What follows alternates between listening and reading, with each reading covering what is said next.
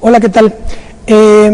Durante el siglo XX en Hispanoamérica han tenido lugar tres grandes procesos de organización nacional de carácter revolucionario que, viendo las cosas desde una perspectiva histórica, estos tres procesos, en un sentido tanto negativo como positivo, es decir, en un sentido objetivo, influyeron de manera, digamos, constitutiva en la historia del continental y evidentemente en la historia nacional de los países de referencia, bien sea por los propios avances de esas revoluciones o por las reacciones que detonan. Me estoy refiriendo a la Revolución Mexicana, la Revolución Cubana y la Revolución Bolivariana de Venezuela. Evidentemente, la última de estas, la venezolana, es la que en estos momentos atrae toda la atención y todos los odios y todas las adhesiones, evidentemente que también a nivel nacional y también a nivel continental e internacional. El problema es que un proceso de tal magnitud, digamos, de beligerancia objetiva política y de tal imantación ideológica, suscita odios y adhesiones igualmente ideologizados, y es muy frecuente que con procesos de esta naturaleza nunca se analice objetivamente lo que está pasando. Eso es de lo que vamos a hablar hoy, de la Revolución Bolivariana de Venezuela y de su presidente Hugo Chávez. Quédese con nosotros, esto es Plaza de Armas.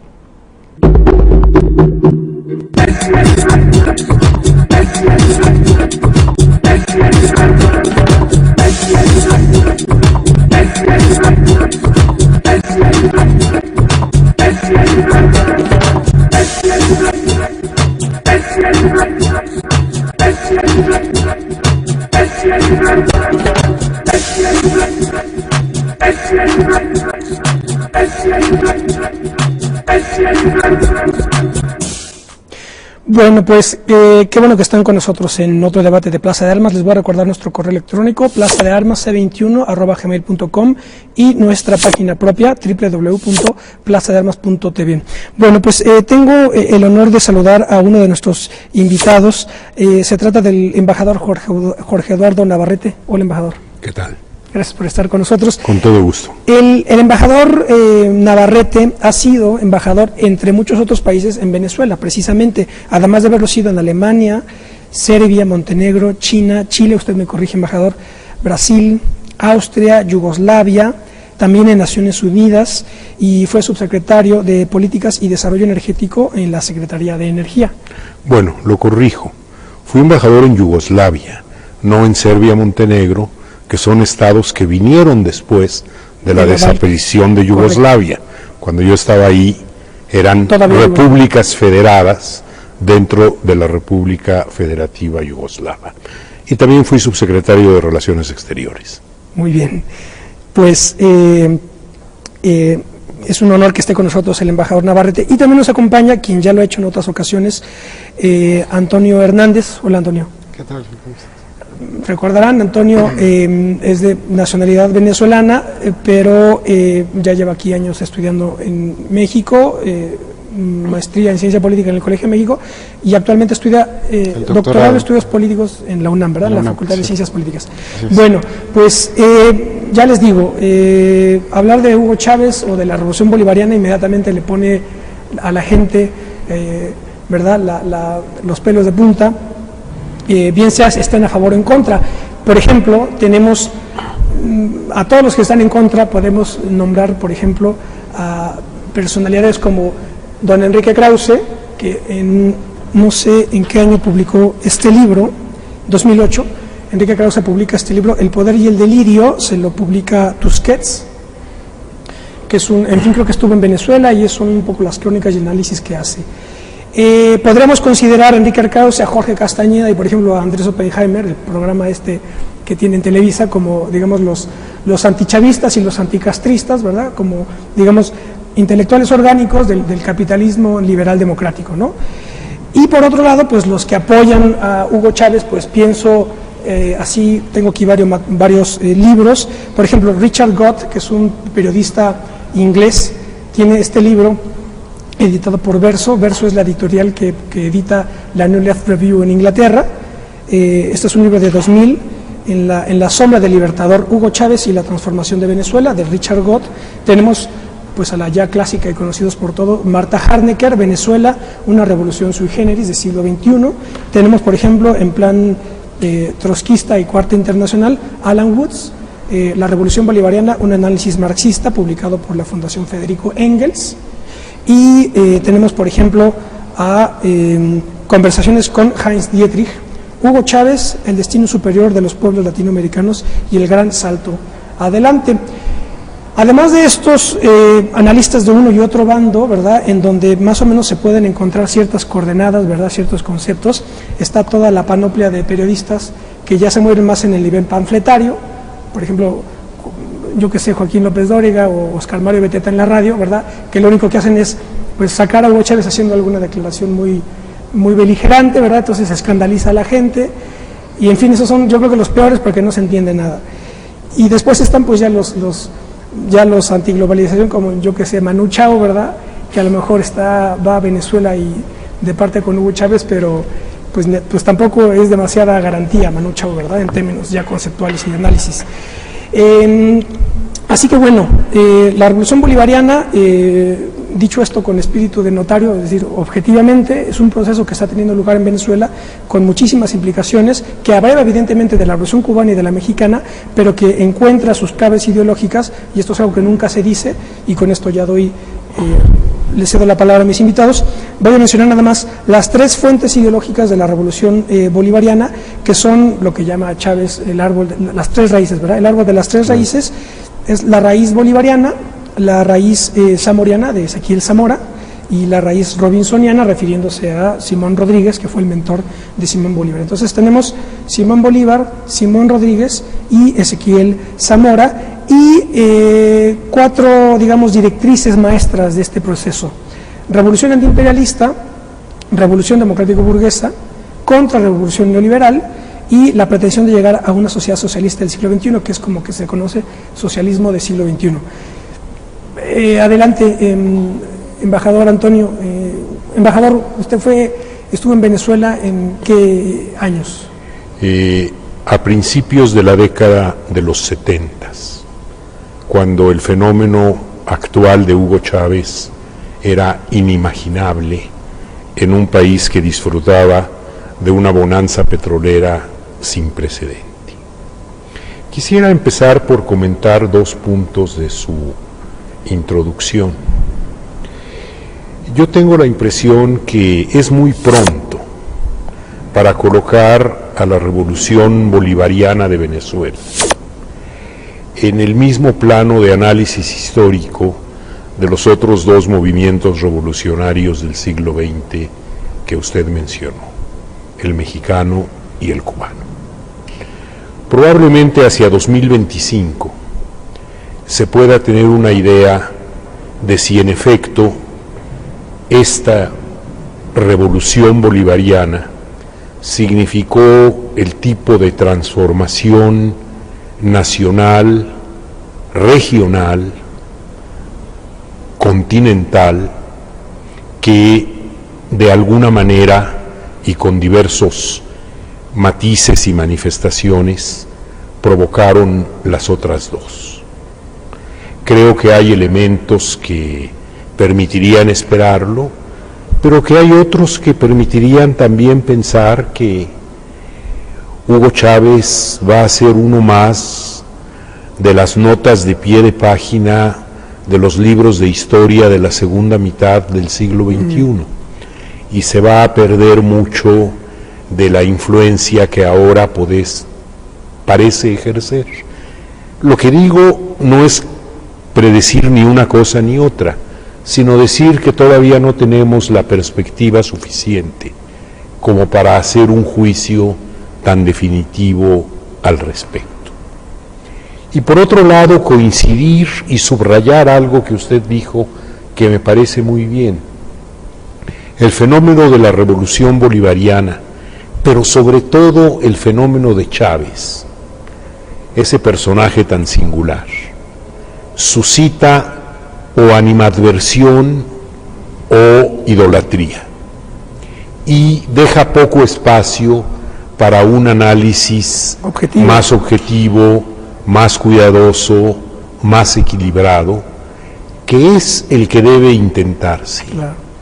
porque no es ni denunciando delirios ni proclamando adhesiones como se va a llegar a una imagen objetiva de lo que está ocurriendo en Venezuela y de cuáles serían sus proyecciones en los próximos 10 o 15 años.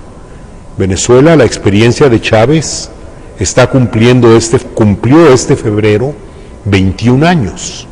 Ya es un periodo amplio, pero todavía pequeño en relación al siglo de la Revolución Mexicana y a los 6 decenios o al medio siglo de la cubana. Yo solo diría a favor de la tesis que defendí, el hecho de que considero una revolución o consideramos una revolución como aquel proceso en virtud del cual el grupo que ocupa el núcleo de una sociedad política es desplazado por otro y hace girar en torno suyo al resto de esa sociedad. Desde ese punto de vista, el hecho de que Hugo Chávez haya llegado al poder y controlar al Estado y a la sociedad política, solo desde ese punto de vista quizás se puede confiar. Pero bueno, en fin, evidentemente que tienen que pasar décadas para que las cosas se vayan decantando y se puedan hacer los análisis. Pero bueno, sí, Antonio. Sí, yo pienso que coincidiendo con el comentario del embajador Navarrete, digamos, hay una diferencia importante, y es que mucho de lo que está ocurriendo en Venezuela es incipiente, ¿no? Es decir, digamos, la revolución bolivariana desde sus inicios no ha seguido, digamos, un proyecto, un plan rector, digamos, definido en sus detalles, sino que ha ido respondiendo a diferentes coyunturas de índole económica, política electoral, ideológica, etcétera, y se ha ido, digamos, adaptando y al mismo tiempo configurando esas coyunturas en las que se ha ido insertando. Y lo que sí me parece importante subrayar es que digamos, la forma estatal, o sea, la forma de articulación entre la sociedad civil, el aparato productivo venezolano y el Estado, el tipo de Estado, todavía está en proceso de definición, ¿no? Es decir, en 1999 hubo en Venezuela un proceso nacional constituyente que en efecto supuso lo que tú dices, ¿no? Es decir, un cambio en la dirección política nacional, que pasó de estar compuesta por los partidos políticos tradicionales, sobre todo Acción Democrática y COPEI, a una nueva dirigencia, digamos, heterogénea en buena medida, compuesta a diferencia del régimen anterior, por militares junto a civiles, con programas no siempre fáciles de definir, que buscaban la participación popular y una mayor intervención del Estado en la economía. Pero desde 1999, donde terminó el proceso constituyente y se votó la nueva Constitución, hasta ahora, digamos, han seguido ocurriendo nuevos acontecimientos. Por poner un ejemplo, la hipótesis, el programa o el proyecto del socialismo 21 surge aproximadamente a partir de 2003, no antes, es decir, no el movimiento Quinta República. Claro. Entonces, digamos, y en torno al socialismo del siglo XXI, ¿cuáles son sus alcances, cuál es su sentido, cuáles son sus implicaciones en términos de nacionalidad política, democracia, elecciones, liberalismo, derechos políticos, etcétera? Todo eso, digamos, es objeto en este mismo momento de debate. Entonces, si Venezuela va o no hacia el socialismo, a ese socialismo del siglo XXI, y sobre todo, ¿qué significa eso en términos concretos? Es algo, digamos, que está totalmente abierto, ¿no? Entonces, lo que sí creo yo que se puede comenzar a hacer un balance es justamente del régimen anterior, que ese sí, digamos, su desaparición es irreversible. Es decir, difícilmente Venezuela vuelva a repetir las condiciones históricas que dieron lugar a la democracia liberal de 1958, y sobre todo hay, digamos, no solo la aparición de nuevos grupos políticos como la participación de los militares en política, sino una creciente demanda de participación económica y política en los sectores populares, que difícilmente ningún gobierno que ni chavista ni postchavista podría, digamos, evitar, ¿no? Y eso sí es un cambio, digamos, irreversible. Recuerdo ahorita que comentabas esto, interpretando a la revolución como una figura, digamos, fundamental de la historia y un problema, digamos, de filosofía política. No es para que se escandalice a alguien, ¿verdad?, cuando sale la revolución, es una figura fundamental, sobre todo porque a partir de la Revolución Francesa, el siglo XIX y el siglo XX son procesos de organización de naciones por vía revolucionaria. Pero recuerdo, ahora que hablo de la francesa, algo que dijo por ahí Mirabeau, que decía, cuando uno se pone a hacer la revolución, lo difícil no es hacerla avanzar, sino saber contenerla, ¿no? Y saber cuándo y cómo contenerla, porque ese es el problema, que después ya no se sabe para dónde va a ir y cómo frenar el proceso. ¿Hay algo que, embajador? Bueno, la contención no es una de las características que encontremos fácilmente en el líder venezolano, que padece de varias incontinencias, fundamentalmente de la verbal. Pero yo quisiera señalar, respecto de lo que se ha dicho, una coincidencia de fondo. No es imaginable un regreso después de esta década de experiencia chavista, y con esto me rectifico porque hablé de 2 décadas cuando no es más que una, de este decenio largo de experiencia chavista. No es concebible el regreso a los cauces de organización política que por mucho tiempo fueron ejemplarmente democráticos en Venezuela y que después sufrieron un deterioro que facilitó su sustitución con el surgimiento de un líder carismático. Pero en efecto, si se examinan diversos aspectos de la actuación del gobierno venezolano en estos últimos 10 años, se encuentra que los problemas vienen más por exceso que por defecto. Por ejemplo, yo soy un ferviente partidario de políticas que reduzcan los niveles de desigualdad económica, social, educativa, cultural, etcétera, que caracterizan a las sociedades latinoamericanas. Y Chávez trabajó claramente para reducir esos niveles de desigualdad, llevando esquemas de ingreso para la población más pobre, llevando esquemas de salud que a barrios y a poblaciones del interior a los que prácticamente no habían tenido acceso, y en fin, varios otros programas de este tipo. El asunto o el problema es que se ha debilitado la posibilidad de seguir llevando adelante este tipo de políticas de desarrollo social porque se han financiado mal y porque han provocado fenómenos perversos en el funcionamiento del aparato económico. Entonces, de alguna manera, se adoptaron esquemas demasiado ambiciosos que llevaban en sí, y esta es otra frase que se cita mucho en las revoluciones, la semilla de su propia destrucción o de su propio fracaso.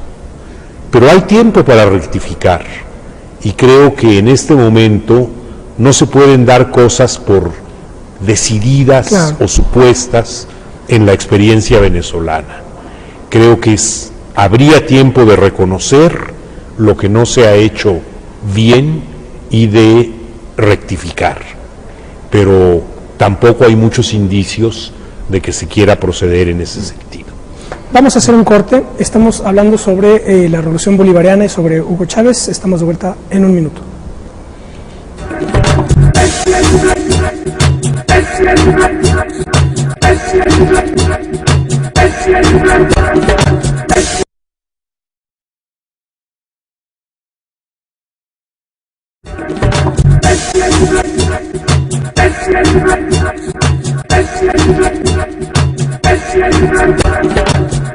Bueno, ya estamos de vuelta. Esto es Plaza de Armas. Estamos conversando con el embajador Navarrete y con Antonio Hernández sobre la revolución bolivariana y sobre Hugo Chávez. Antonio, ¿tú querías comentar algo?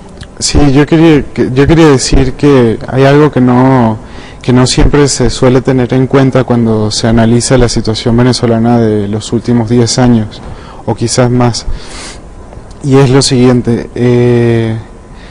Chávez llega al poder a través de una victoria electoral, pero en un clima social muy particular que estuvo determinado por lo menos desde 1989 por las protestas populares. Es decir, Venezuela desde 1989 hasta 1998 pasó por un periodo realmente de crisis, no solo en términos políticos, sino también económicos, sociales, lo cual se puso de manifiesto en un conjunto de movilizaciones, protestas. La más famosa de ellas fue el Caracazo, pero no fue la única. Si se revisan los datos de ese periodo, se ve que nunca en la historia contemporánea de Venezuela había habido tanta movilización social como precisamente la que ocurrió en esos años.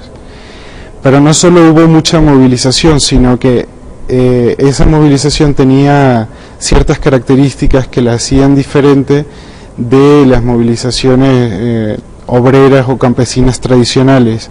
Es decir, lo que en Venezuela estaba surgiendo era una especie de nuevo sector social, popular, urbano, que, por ejemplo, en 1958, cuando se firmaron los pactos constitutivos de la democracia en Venezuela, no era un actor relevante. Lo que quiero decir con esto es que desde 1958 hasta los años 80 y 90 en Venezuela hay un elemento nuevo, novedoso, que está demandando atención al Estado, ¿no? Y eso no había ocurrido, digamos, en los periodos anteriores. Si usted embajador que conoció la ciudad de Caracas en los años 70, probablemente visita hoy la ciudad de Caracas, tiene que haber notado un cambio extraordinario, ¿no? Es decir, la Caracas de la democracia, ¿no? Digamos, la Caracas de Pérez Jiménez de 1958 es radicalmente diferente a la Caracas de los años 90 hasta ahora, ¿no? Es decir, son muy famosos los agrupamientos urbanos en torno a las faldas de las montañas, ¿no? Que rodean a la ciudad capital, los conocidos ranchos, ¿no? Entonces, lo que quiero decir es que cuando Chávez llega al poder, tiene que dar respuesta, o sea, se ve obligado a dar respuesta a una situación interna desconocida para todos los gobiernos anteriores, y que lo distingue además de la situación social que puede haber imperado, por ejemplo, en la Argentina de Perón, ¿no?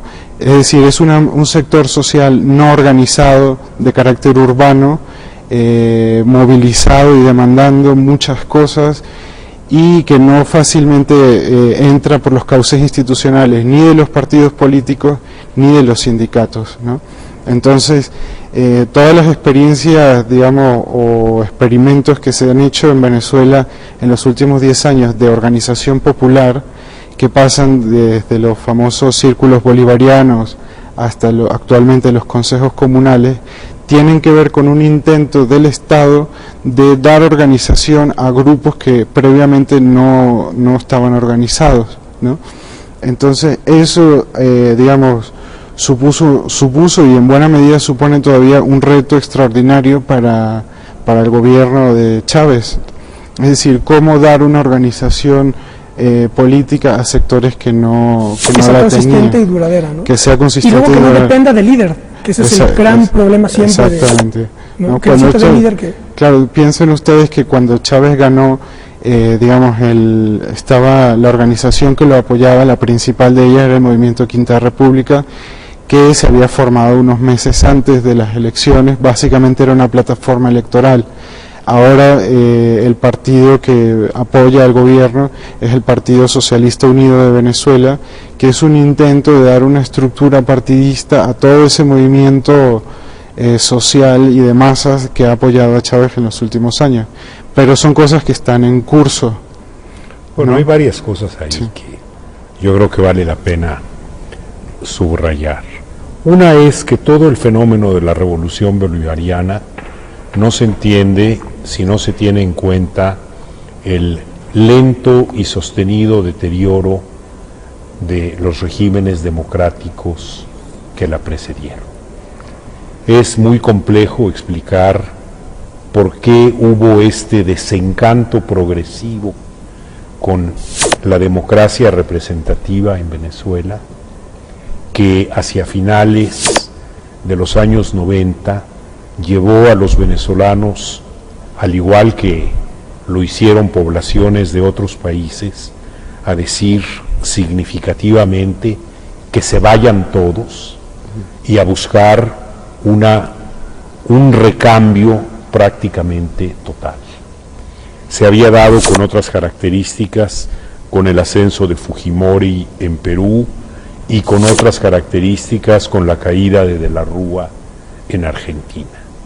Pero ese desencanto marcado por la ineficacia, por la falta de respuesta efectiva, por la corrupción, por muchos otros factores que se acumularon en los últimos años de esa democracia tradicional, explica en gran medida los rumbos y los impulsos que al menos en sus primeros años toma el gobierno de Chávez. Y por eso el énfasis en el desarrollo social, el énfasis en la igualdad, el énfasis en la extensión de servicios educativos y de salud a grupos sociales que al menos no habían tenido un acceso pleno a los mismos, los programas de vivienda, desde luego tan necesarios en un país marcado por la marginalidad habitacional alrededor de sus grandes centros urbanos.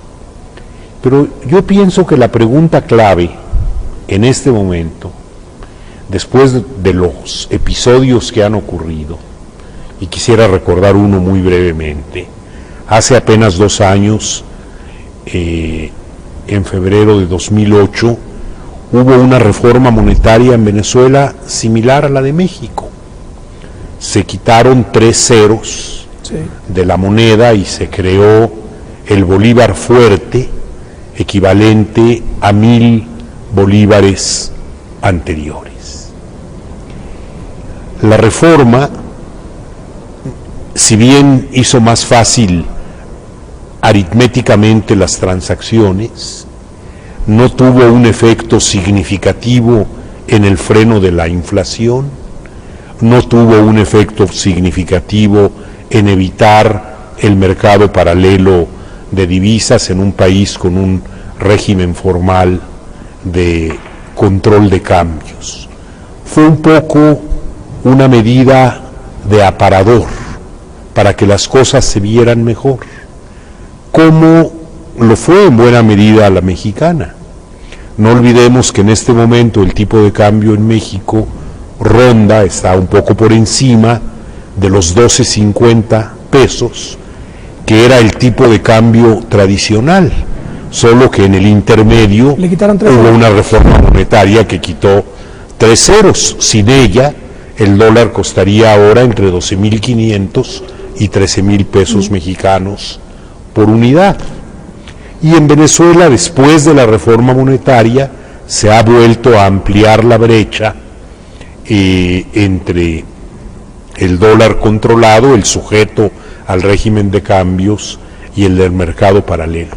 Pero lo importante es lo que ocurre en la economía real. Y lo lamentable es que el rápido crecimiento de muchos años del decenio que culmina en 2010 se está evaporando, se está deteriorando rápidamente. La capacidad de crecimiento, el dinamismo económico está empezando a perderse, y sin ese dinamismo va a ser muy difícil mantener un programa social tan ambicioso como el que ha planteado el gobierno de Chávez. Sí, así es, y de hecho la última decisión polémica, ¿no?, que digamos, todavía está en discusión, o sea, se está discutiendo, es la devaluación, ¿no? La tercera devaluación. Y, digamos, porque es evidente que precisamente los sectores más perjudicados por el proceso de devaluación son, digamos, los sectores trabajadores para los que precisamente el salario real supone un golpe muy duro, ¿no? Y en efecto, en la medida en que en Venezuela, a pesar de esa revolución política que señalabas tú, Ismael, que supuso el cambio de una dirigencia, ¿no?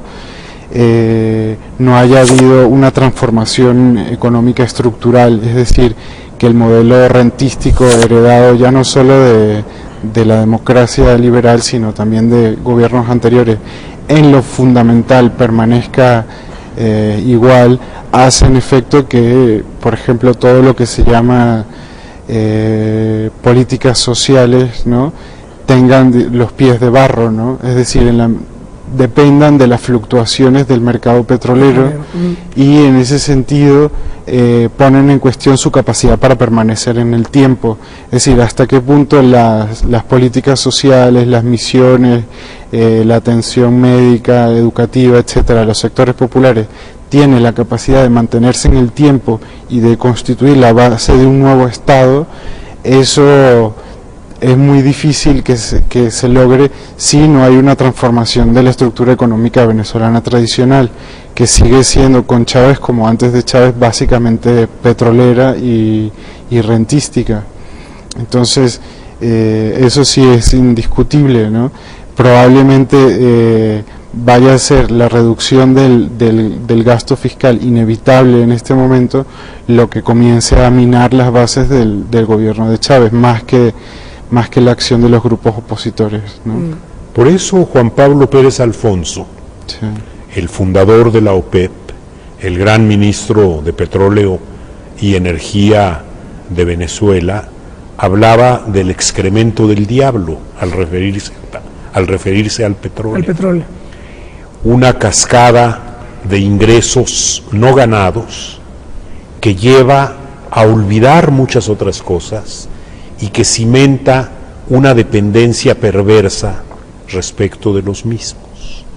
Y en Venezuela, donde se aspiraba a sembrar el petróleo, pues probablemente es una de las cosas que ni los gobiernos anteriores ni el actual han logrado hacer de manera significativa. El modelo no es sostenible y hay que preguntarse de dónde van a venir los impulsos transformadores. Yo no pienso que vengan de los actuales grupos de oposición en Venezuela, que se parecen demasiado a los partidos desplazados y que en su momento no tuvieron respuestas adecuadas. En los análisis que he leído recientemente, nadie duda que las elecciones de septiembre de 2010, que son elecciones legislativas, serán ganadas por el Partido Socialista Unificado, que va rápidamente a convertirse, si no en partido único, claramente en partido hegemónico. Pero qué pueda venir después, creo que es bastante discutible. Aquí, bueno, son muchas cosas las que están, muchas las aristas, y aquí en esto estriba la complejidad. Yo quería destacar dos cosas, bueno, voy a decir dos y a ver si me queda tiempo para la otra. Una, digamos, la escala continental del proyecto de Hugo Chávez, y esto tampoco es nuevo, ni siquiera ni es un delirio, digamos, es un poco son las derivaciones orgánicas, ¿verdad?, de una dialéctica revolucionaria que, por ejemplo, en la Revolución Francesa cuaja con todo el bonapartismo. Es decir, un proceso de transformación revolucionaria solamente se puede mantener extendiéndose, ¿verdad? Entonces, desde este punto de vista, a mí me parece destacable, al margen de que después haya muchas. El otro punto que quiero tocar es el de las derivas ideológicas, digamos, ya el laberinto ideológico en donde se metió la revolución. Pero bueno, en primer lugar, esto de la escala continental a mí me parece destacable, y por eso tan importante que un proyecto como este, que tiene evidentemente, como no puede ser de otra manera, una sede nacional, ¿no?, un proceso con un anclaje nacional, tiene una proyección continental al grado de que esa proyección internacional es una de las variables del propio discurso nacional. No sé si me explico. Es decir, es muy común, por ejemplo, estoy hablando de Hispanoamérica fundamentalmente, ¿no? para ceñir las cosas. Es muy común escuchar aquí a cualquier jefe de Estado o a cualquier líder de un partido político que tiene sus programas para cuestiones internas, ¿verdad? Mejorar aquí, mejorar allá, y luego dicen, y ya en una escala continental, pues fortalecer vínculos con nuestros hermanos latinoamericanos, etcétera, ¿no? Y ese es un poco el marco de las cumbres que tienen lugar en Cancún, aquí y allá, ¿no? A mi juicio, el único que está poniendo en marcha un proyecto de escala continental, metiéndose hasta donde su fuerza se lo permite, porque así son las cosas, ¿no? Porque se mete con la misma fuerza con la que Carlos Slim se mete a los mercados de telefonía o de televisión en Ecuador y donde le venga en gana, ¿verdad? Entonces, el único que está llevando las cosas a esa escala objetivamente y además incorporando nacionalmente esa variable es este proyecto. Eso a mí me parece muy importante, al margen que después tenga unas derivas ideológicas que si quieren ahorita hablamos de eso, pero esta parte no sé qué podríamos comentar aquí. Yo sobre el primer punto diría que yo no estoy convencido de que regímenes como el de Evo Morales en Bolivia, o el ecuatoriano, o el nicaragüense, los que integran ALBA, estén ahí predominantemente por la influencia de Venezuela. Creo que responden a situaciones domésticas, a situaciones internas propias, y que ciertamente un impulso de solidaridad y en ocasiones un impulso de apoyo efectivo, contante y sonante ha sido útil para ayudarlos. Pero no pienso que debamos anotar en la cuenta de Hugo Chávez las transformaciones políticas de estos otros países, que deben más a sus propios factores internos que a la situación internacional. Pero, por otro lado, hay un caldo de cultivo muy adecuado, que es el deterioro continental del neoliberalismo y del consenso de Washington. Mire, para mí el problema de Haití es de Honduras es perfectamente claro. A Manuel Zelaya lo sacaron porque estaba incorporado de lleno al proyecto bolivariano. Y lo que pasó en Honduras no es un atento contra la democracia ni contra los derechos humanos, que fue un poco el discurso que lamentablemente el propio Zelaya maneja, que me parece de un armonismo y un infantilismo total. Porque lo que pasó en Honduras fue el mensaje de Estados Unidos de que no va a permitir que la revolución bolivariana avance o se extienda por el continente.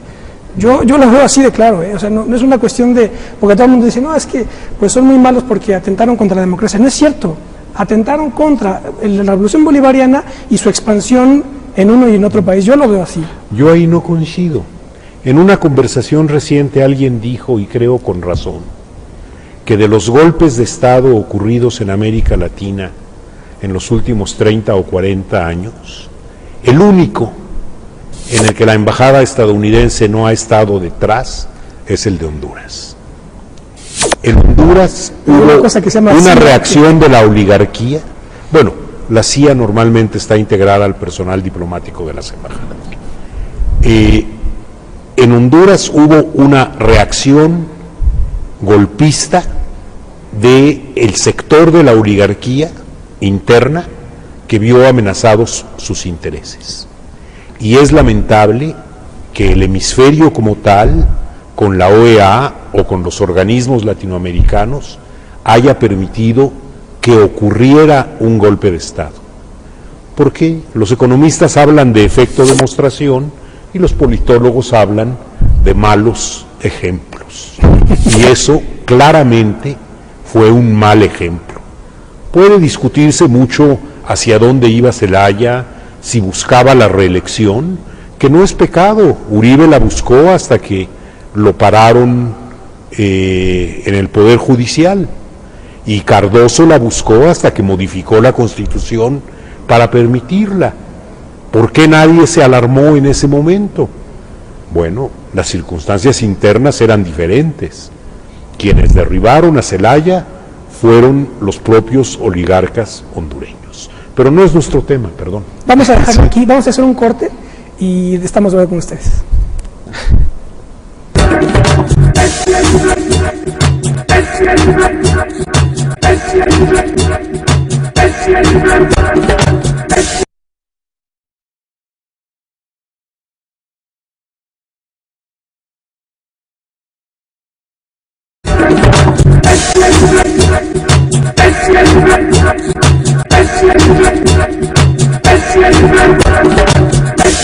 Bueno, ya estamos de vuelta, estamos en una interesantísima charla con el embajador Navarrete y con Antonio Hernández sobre la revolución bolivariana, y como ven es inevitable inmediatamente que nos vayamos de un campo a otro porque, como dije desde el inicio, son procesos que están dados a tal escala y con tal intensidad, ¿verdad?, que es inevitable que no desborden los límites nacionales e influyan en otras regiones, como en este caso Honduras, que ahí nos quedamos. No sé si, Antonio, quisieras hacer un Sí, comentario solo un respecto. comentario breve para cerrar esta cuestión continental. Yo pienso que Estados Unidos con Bush y ahora con el nuevo gobierno, paulatinamente han ido aumentando las críticas al gobierno de Chávez. Es decir, han pasado, los temas, digamos, se van acumulando.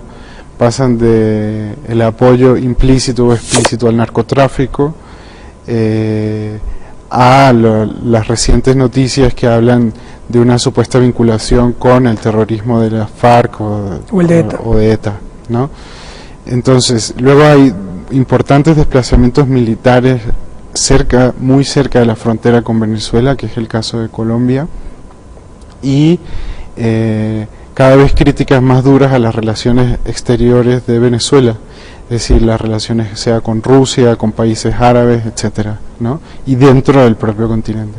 Entonces, para cerrar, yo sí percibo que desde el punto de vista de Estados Unidos, Chávez es el foco de algún tipo de acuerdos o alianzas entre estados dentro de América Latina que desde su punto de vista es perjudicial y al que hay que atacar en términos de momento políticos, ¿no? Quizá ayudar a verlo un poco en términos más generales y desde la óptica de la superpotencia. Los gobiernos pueden cambiar, pero los intereses tienden a permanecer. Una de las características de la administración Obama en Estados Unidos ha sido que lamentablemente en muchos casos ha estado dominada por inercias que provienen de los 8 años de Bush segundo y aún antes de su posición de potencia hegemónica. Y no es fácil deshacerse de esos reflejos, y un poco los fenómenos a los que aludía con toda precisión Antonio son manifestaciones de estas inercias que no van a cambiar de un momento a otro, sino una vez que demuestren que son contrarias a los intereses que quieren servir, lo cual eventualmente ocurrirá más adelante. Pero lo que también tenemos que aceptar es que en el caso específico de Venezuela y de Chávez, el líder venezolano ha contribuido mucho con sus excesos verbales, con sus desplantes, con algunas acciones internacionales a las que no se les encuentra una lógica fácilmente explicable, a exacerbar esa reacción. Yo pienso que la reacción se hubiera producido de cualquier modo, pero ha sido más exacerbada porque el propio discurso de Chávez ha sido un discurso grandilocuente en el menos bueno de los sentidos de la palabra en muchos casos. Y ojalá en algún momento no lejano se dé cuenta de que esos excesos verbales tienen un costo real para la efectividad de sus políticas, para la percepción internacional de su gobierno y para sus posibilidades reales de cooperación. Brevemente, uno de los textos que leí para venir a conversar con ustedes sobre este tema fue una crónica de las visitas muy recientes de Hugo Chávez por un lado y de Evo Morales por otro a España. El común denominador fue que no pasaron desapercibidas, cosa que antes solía ocurrir. Un presidente o un líder latinoamericano visitaba España y nunca iba más allá de las páginas interiores de la prensa. Ahora fueron motivo de debate nacional, porque la oposición española eligió acusar al gobierno de condescendencia con los regímenes no democráticos de América Latina. Y aunque la acusación es básicamente deleznable, el hecho es que provocó un debate nacional importante.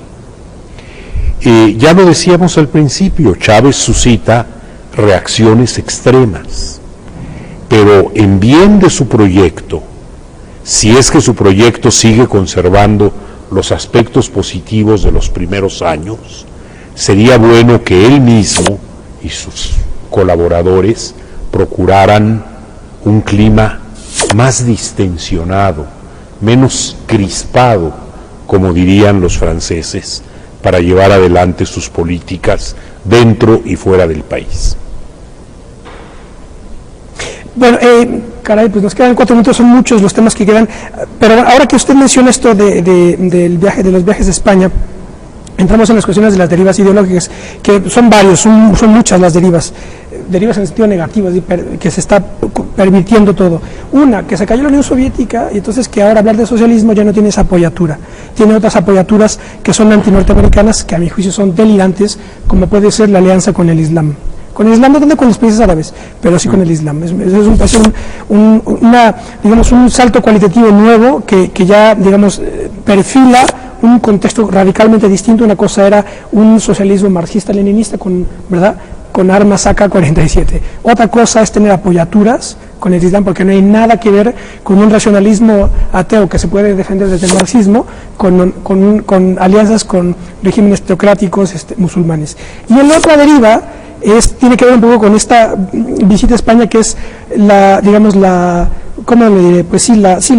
ideología indigenista, anticolonialista, antiimperio español, que ahí es donde se da, me parece, la conexión con esta armonismo miserable de la socialdemocracia española o europea, ¿verdad?, como que avergonzada de todo, que se traga el cuento de que pues los 500 años de dominación fueron la catástrofe, cuando no tiene sentido ese argumento, porque toda la historia es la historia de invasiones imperiales y de la dialéctica de imperios, ¿no? Entonces, bueno, yo queda muy poco tiempo, pero pondría esos dos temas ahí para ver qué reacción provoco.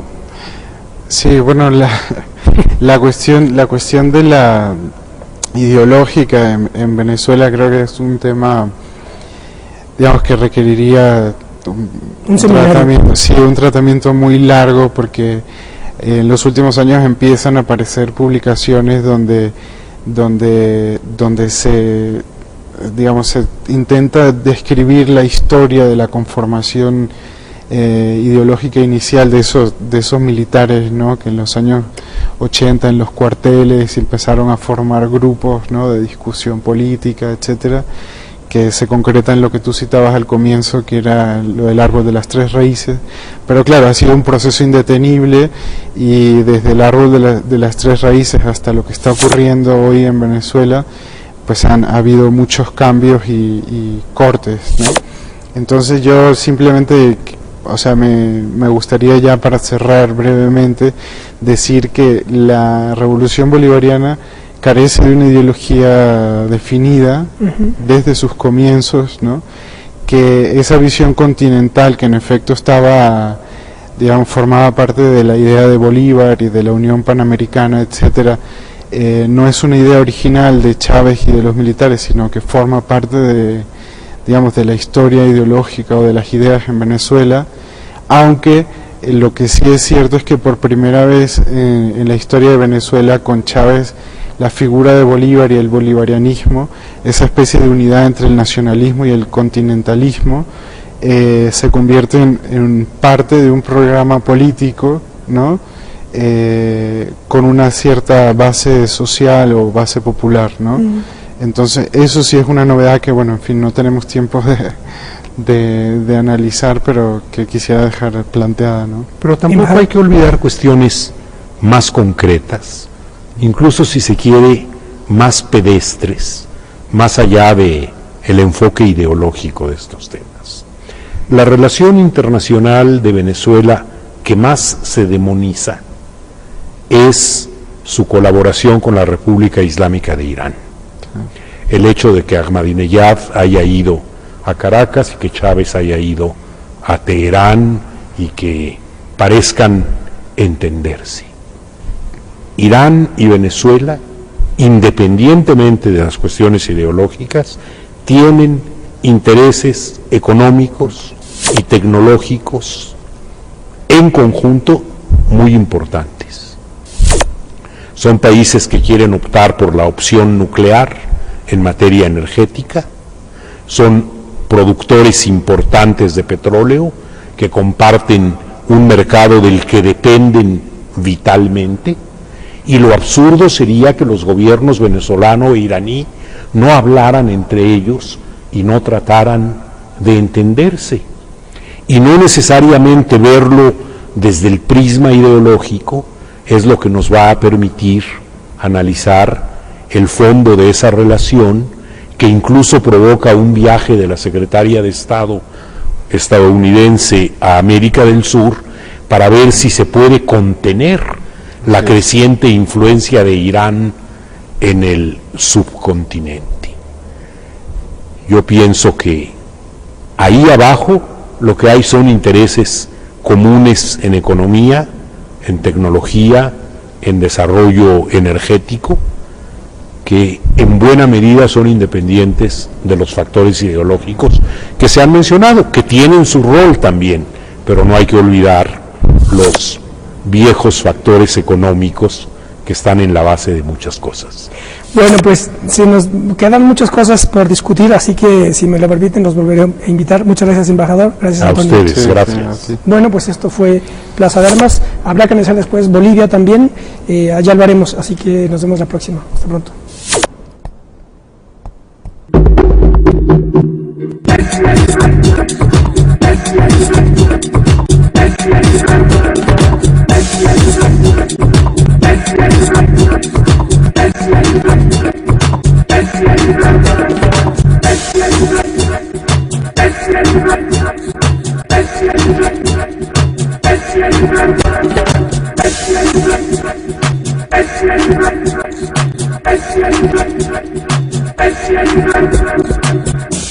Que también a nivel nacional y también a nivel continental e internacional. El problema es que un proceso de tal magnitud, digamos, de beligerancia objetiva política y de tal imantación ideológica suscita odios y adiciones igualmente ideologizados, y es muy frecuente que con procesos de esta naturaleza nunca se analice objetivamente lo que está pasando. Eso es de lo que vamos a hablar hoy, de la Revolución Bolivariana, de Venezuela y de su presidente Hugo Chávez. Quédese con nosotros, esto es Plaza de Armas.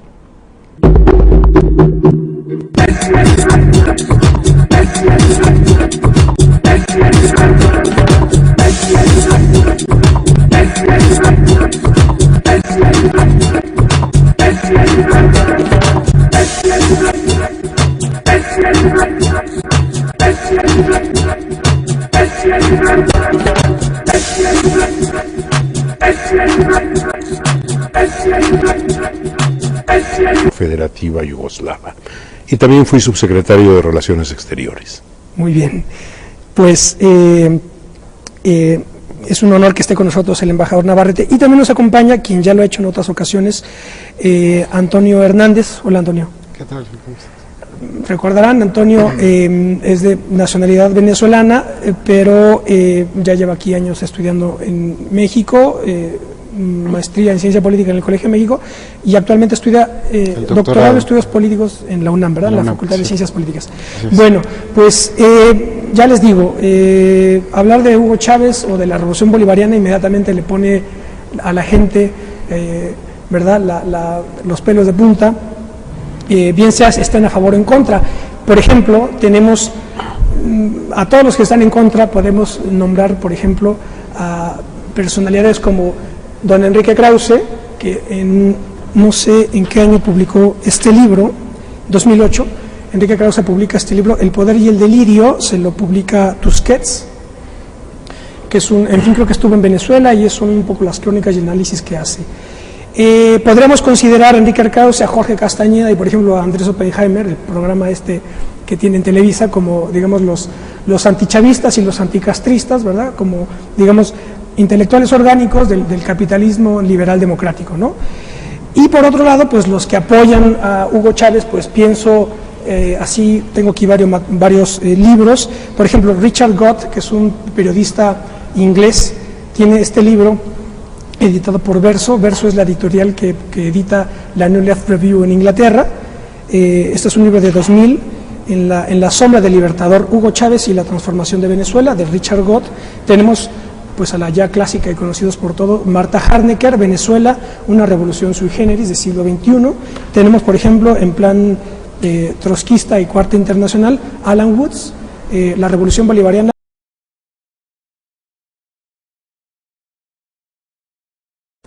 Hola, ¿qué tal? Durante el siglo XX en Hispanoamérica han tenido lugar tres grandes procesos de organización nacional de carácter revolucionario que, viendo las cosas desde una perspectiva histórica, estos tres procesos, en un sentido tanto negativo como positivo, es decir, en un sentido objetivo, influyeron de manera, digamos, constitutiva en la historia del continental y evidentemente en la historia nacional de los países de referencia, bien sea por los propios avances de esas revoluciones o por las reacciones que detonan. Me estoy refiriendo a la Revolución Mexicana, la Revolución Cubana y la Revolución Bolivariana de Venezuela. Evidentemente la última de estas, la venezolana, es la que en estos momentos atrae toda la atención y todos los odios y todas las adhesiones, evidentemente. Bueno, pues qué bueno que están con nosotros en otro debate de Plaza de Armas. Les voy a recordar nuestro correo electrónico, plazadearmas c21@gmail.com, y nuestra página propia, www.plazadearmas.tv. Bueno, pues tengo el honor de saludar a uno de nuestros invitados. Se trata del embajador Jorge Eduardo Navarrete. Hola, embajador. ¿Qué tal? Gracias por estar con nosotros. Con todo gusto. El embajador Navarrete ha sido embajador entre muchos otros países en Venezuela, precisamente, además de haberlo sido en Alemania, Serbia, Montenegro, China, Chile, usted me corrige, embajador, Brasil, Austria, Yugoslavia, también en Naciones Unidas, y fue subsecretario de Políticas y Desarrollo Energético en la Secretaría de Energía. Bueno, lo corrijo. Fui embajador en Yugoslavia, no en Serbia, Montenegro, que son estados que vinieron después de la desaparición de Yugoslavia. Correcto. Cuando yo estaba ahí eran repúblicas federadas dentro de la República